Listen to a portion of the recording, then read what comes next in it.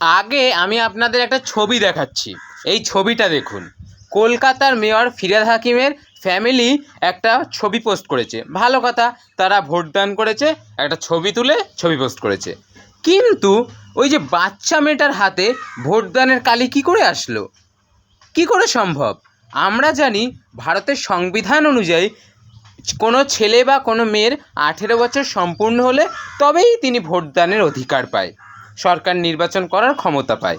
কিন্তু এই মেয়েটাকে তো দেখে কোনো দিক থেকে আমার মনে হচ্ছে না যে 18 বছর হয়েছে। আপনাদের মনে হচ্ছে কি কমেন্ট করে জানাবেন। কিন্তু আমার কিন্তু কোনো দিক থেকে মনে হচ্ছে না যে 18 বছর হয়েছে। খুবই বাচ্চা একটা মেয়ে, তারতে ভোটদানের কালি।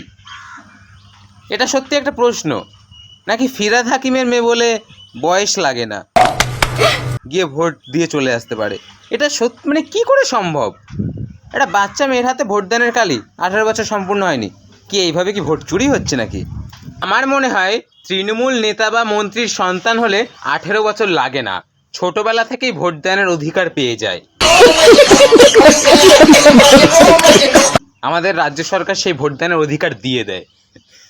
না হলে ফিরহাদ হাকিমের মেয়ের হাতে, ফিরহাদ হাকিমের মেয়ে কি আমি জানি না, কিন্তু এই ফিরহাদ হাকিমের পাশে তো দাঁড়িয়ে আছে, নিশ্চয়ই কেউ একজন হবে, তার হাতে ভোটদানের কালি।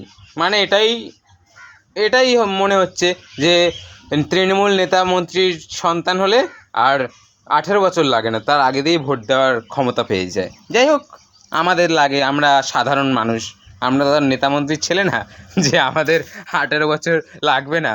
আমাদের 18 বছর লাগে, ওনাদের নাই লাগতে পারে।